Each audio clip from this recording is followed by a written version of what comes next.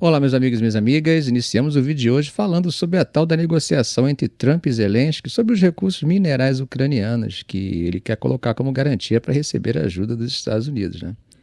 Então, pessoal, Zelensky recusou a proposta que Kiev daria aos Estados Unidos 50% dos direitos sobre os minerais raros do país.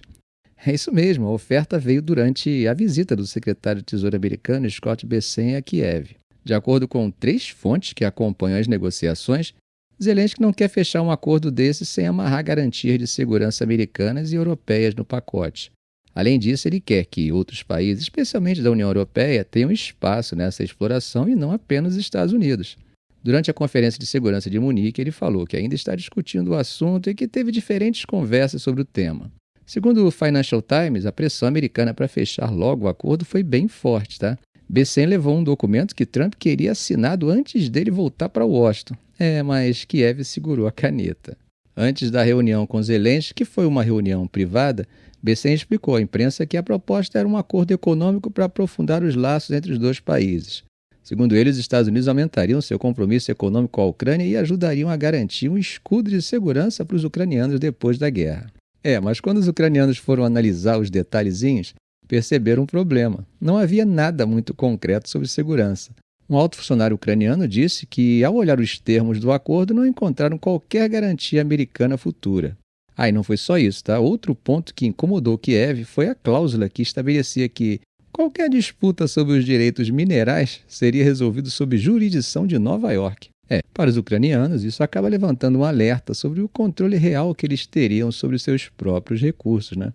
Depois da reunião, Zelensky foi diplomático. Disse que o documento seria analisado por sua equipe e que as negociações seguiriam em ritmo acelerado para que um acordo fosse fechado. Em Munique, ele usou o encontro com o vice-presidente americano J.D. Vance para apresentar uma contraoferta e também aproveitou a oportunidade para conversar com parlamentares dos Estados Unidos sobre o tema. Na visão dele, esse documento não passa de um memorando entre os dois países e não um compromisso formal de segurança. Além disso, um diplomata europeu disse que Kiev está tentando trazer outros países para a exploração dos minerais, o que tem incomodado Washington. Segundo essa própria fonte, os ucranianos estão sob uma pressão intensa dos americanos nesse assunto.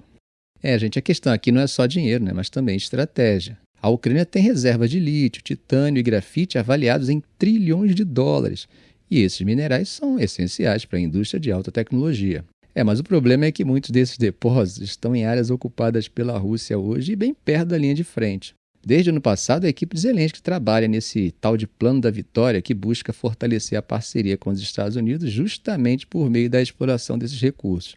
Mas agora surge uma grande dúvida. Será que a Ucrânia consegue um acordo que garanta segurança e ao mesmo tempo mantenha sua soberania sobre essas riquezas?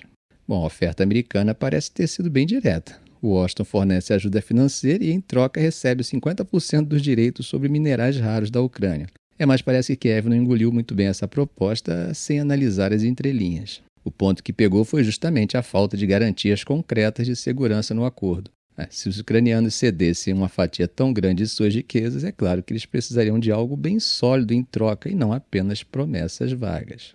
Mudando de assunto, mas ainda nesse tema, os europeus não ficaram nem um pouco satisfeitos com algumas partes do discurso do vice de Trump. Um dos que ficaram mais incomodados foi o chanceler alemão, que explicitou isso num discurso que ele proferiu hoje, sábado. Olaf Scholz defendeu a sua posição contra a extrema-direita e afirmou que a Alemanha não vai aceitar pessoas que intervenham na democracia do país. A reação veio um dia depois de J.D. Vance se encontrar com um líder da AfD e criticar os líderes europeus. Na Conferência de Segurança de Munique, Vance criticou a abordagem dos governos europeus em relação à democracia e disse que teme que a liberdade de expressão do continente esteja recuando. Vance afirmou que muitos americanos veem na Europa interesses entrincheirados que se escondem atrás de palavras que seriam da era soviética, como desinformação, que simplesmente não gostam da ideia de que alguém com um ponto de vista alternativo possa expressar uma opinião diferente ou, Deus nos livre, votar de forma diferente, ou pior ainda, ganhar uma eleição.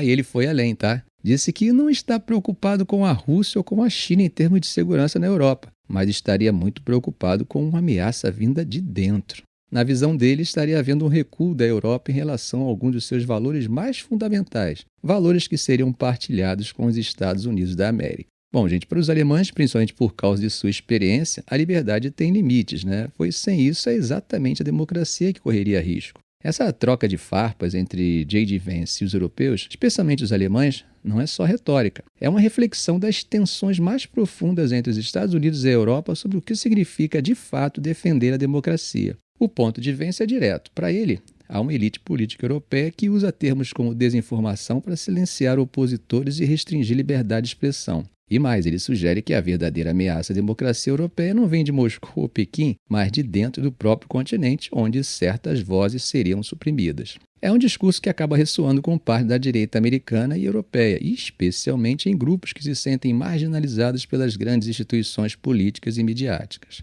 Só que, para os alemães, esses argumentos não colam. Schulz respondeu rápido, deixando claro que a Alemanha não aceita a relativização dos limites democráticos. Para Berlim, há uma linha clara entre liberdade de expressão e ameaças reais à democracia. E essa linha, na visão alemã, precisa ser protegida para evitar retrocessos históricos.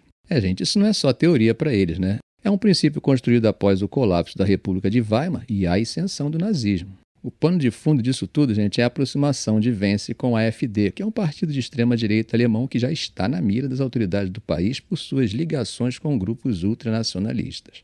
Para Scholz e grande parte da elite política alemã, um representante de Trump se reunindo com essa ala política é um sinal de alerta, não só para a política interna da Alemanha, mas para o futuro das relações transatlânticas.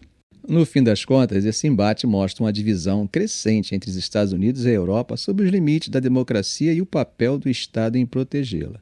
Para Vance, a Europa está recuando de seus próprios valores ao tentar conter certos discursos. Para Schulz, permitir que esses discursos cresçam sem controle é que seria a verdadeira ameaça. A questão é, essa divergência vai ficar restrita no campo retórico ou estamos vendo o início de uma ruptura mais profunda entre Washington e seus aliados europeus? Mas não foram somente os europeus e os Estados Unidos que debateram na Conferência de Munique. O ministro das Relações Exteriores da China, Wang Yi, deixou claro que Pequim defende a participação de todos os envolvidos nas negociações de paz. Isso inclui, claro, a Europa, que vem se sentindo cada vez mais deslocada em meio às movimentações diplomáticas dos Estados Unidos e da Rússia. Wang disse que a guerra acontece no solo europeu, então cabe à Europa ter um papel ativo para resolver a crise. Segundo ele, é preciso enfrentar as causas do conflito e construir um sistema de segurança que seja equilibrado, eficiente e sustentável. E mais, para ele, a China está disposta a intensificar o diálogo estratégico com a União Europeia para aumentar a estabilidade global. E o recado foi direto à chefe da política externa da União Europeia, Kaja Kallas, durante uma conversa à margem da conferência. A mensagem dele? A Europa não pode ficar de fora dessas negociações e Pequim apoia a presença europeia na mesa. A China há muito tempo vem defendendo que o único caminho viável para acabar com a guerra é o diálogo. No ano passado, vocês devem lembrar, eles propuseram, junto com o Brasil, um plano de paz com 6 pontos, que incluía a participação das duas partes envolvidas.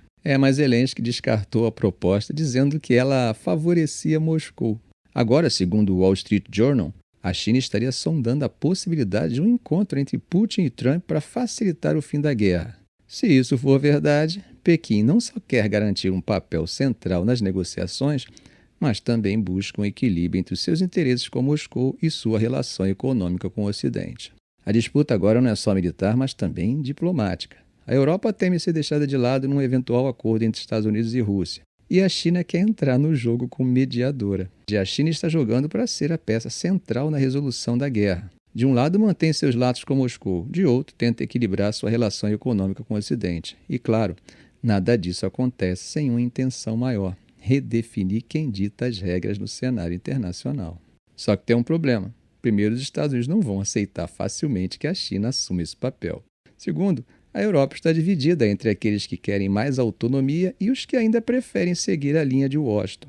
Ainda tem o terceiro ponto. Kiev e os países mais próximos da Rússia, como Polônia e os estados bálticos, não vão gostar nada de ver um acordo sendo costurado sem garantias concretas para sua segurança. Bom, atravessando o Mediterrâneo, então, gente, mais uma troca de reféns rolou em Gaza. O Hamas soltou 3 israelenses nesse sábado e, em troca, Israel libertou 369 palestinos que estavam presos. Tudo isso num momento bem intenso, porque o cessar-fogo já estava por um fio. Os reféns foram entregues em Canhunes, no sul de Gaza, e as imagens mostraram militantes armados ao lado deles. Depois, as forças israelenses levaram os 3 de volta para casa. Enquanto isso, os palestinos libertados saíram da prisão de Ofer, na Cisjordânia, e chegaram a Ramala, onde foram recebidos com festa. Tinha gente acenando da janela do ônibus, mostrando sinal de vitória, bandeiras palestinas no meio da multidão, aquele clima de celebração. Essa troca, a gente, ajudou a segurar o cessar-fogo que começou lá em 19 de janeiro. A ideia agora é tentar uma nova fase desse acordo, onde os dois lados negociariam a soltura dos reféns que ainda estão lá e uma possível retirada militar israelense. Se isso acontecer, pode ser o primeiro passo para um acordo maior e até para uma reconstrução de Gaza. O problema é que o comentário que Trump fez esses dias acabou piorando um pouco as coisas. Como chegamos a comentar aqui no canal, ele sugeriu que os palestinos fossem reassentados em outro lugar e que Gaza virasse um resort administrado pelos Estados Unidos. O resultado?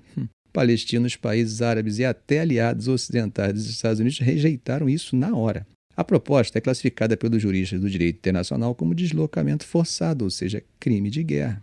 O problema é que a arte da diplomacia, quando se fala de Trump, foi jogada na lata do lixo e a vibe é da negociação no estilo comercial, e nesse caso dos mais agressivos. Propostas como essa, gente, além de serem juridicamente problemáticas por implicarem em deslocamento forçado, que é classificado como crime de guerra, acabam mostrando uma visão profundamente transacional da diplomacia.